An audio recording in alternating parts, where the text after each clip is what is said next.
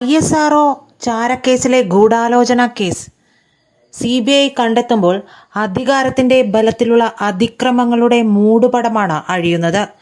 കാൽ നൂറ്റാണ്ടിലേറെ നീണ്ട നമ്പി നാരായണന്റെ സമാനതകളില്ലാത്ത നിയമ പോരാട്ടത്തിലൂടെയാണ് കേസിലെ കള്ളക്കളികളുടെ ചുരുളഴിയുന്നത്.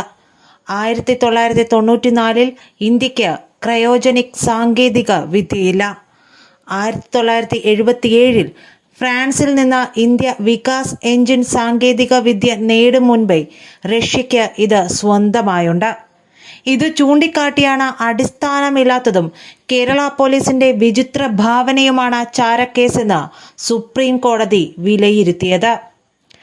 ചാരക്കേസ് കെട്ടുകഥയാണെന്നും നമ്പി നാരായണൻ നിരപരാധിയാണെന്നും 1996 കണ്ടെത്തിയതും CBI ആയിരുന്നു.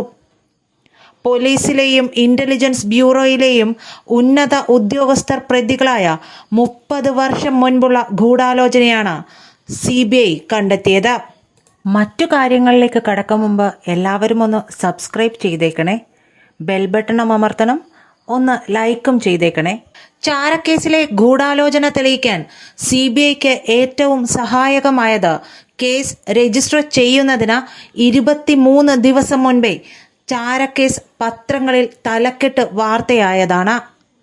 ഇൻസ്പെക്ടർ വിജയനാണ് വിവരം തന്നതെന്ന് പ്രമുഖ മാധ്യമ പ്രവർത്തകർ മൊഴി നൽകിയതോടെ അന്വേഷണം വിജയനിലേക്ക് തിരിഞ്ഞു. കുറ്റപത്രത്തിൽ വിജയന്റെ വഴിവിട്ട പ്രവൃത്തികളെക്കുറിച്ച് സാക്ഷിമൊഴികൾ CBI ഉൾപ്പെടുത്തിയിട്ടുണ്ട്. സാധാരണഗതിയിൽ കമ്മീഷണർ എഴുതി നൽകുന്ന കേസുകളാണ് സ്പെഷ്യൽ ബ്രാഞ്ച് അന്വേഷിക്കുന്നതെന്ന് വിജയന്റെ സഹപ്രവർത്തകനായിരുന്ന സർക്കിൾ ഇൻസ്പെക്ടർ C സുരേഷ് ബാബുവും മൊഴി നൽകി. ചാരക്കേസ് അന്വേഷിക്കാൻ അത്തരമൊരു നിർദ്ദേശമേ ഉണ്ടായിരുന്നില്ല. ഇനി ചാരക്കേസ് ഉണ്ടാകുന്നത് എങ്ങനെയാണെന്ന് ഒന്ന് നോക്കാം. വിജയൻ എന്ന പോലീസ് ഉദ്യോഗസ്ഥന്റെ ലൈംഗിക താൽപര്യത്തിന് മറിയം റഷീദ് എന്ന മാലദ്വീപ് സ്വദേശിനി വഴങ്ങാതിരുന്നതാണ് ISRO ചാരക്കേസിന്റെ തുടക്കം. CBI നടത്തിയ അന്വേഷണത്തിൽ മാലദ്വീപ് സ്വദേശികളായ മറിയം റഷീദയും ഫൗസിയ ഹസനും തിരുവനന്തപുരത്ത് ഹോട്ടൽ സാമ്രാട്ടിൽ 1994 സെപ്റ്റംബർ 17 മുതൽ താമസിച്ചിരുന്നതായി കണ്ടെത്തി.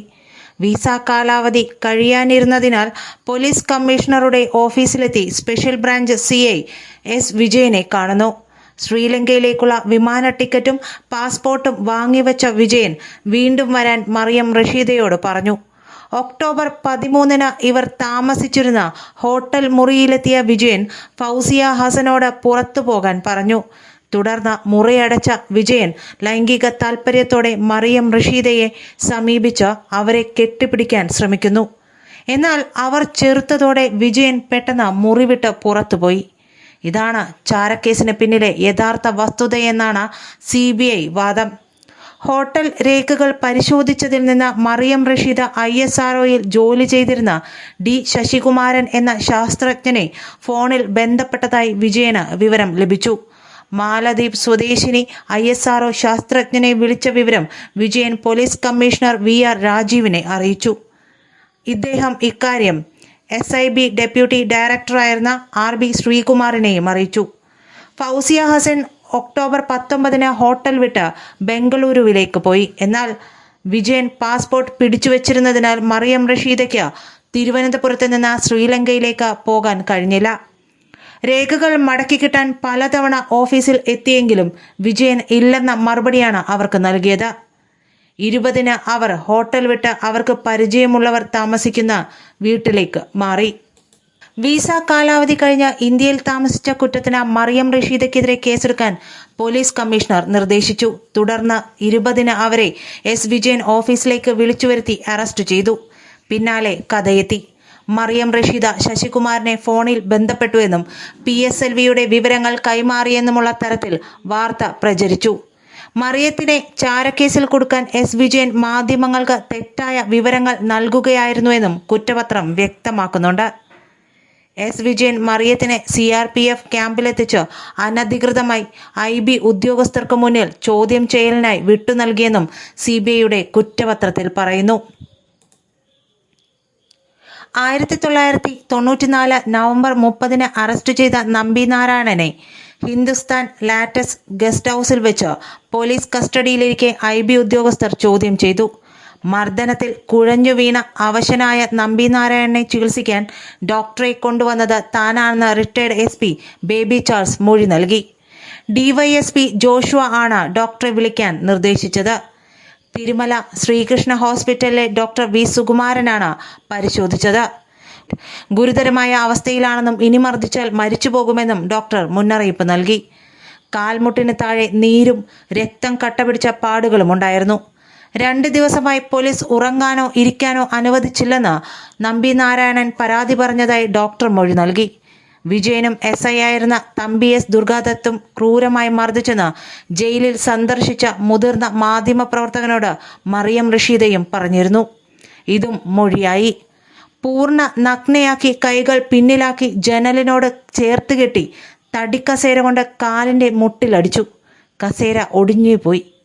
കാലുകൾ മറിയം കാട്ടിത്തന്നെന്നും ഹൃദയഭേദകമായിരുന്നു അതെന്ന് മാധ്യമപ്രവർത്തകന്റെ മൊഴിയിലുണ്ട്.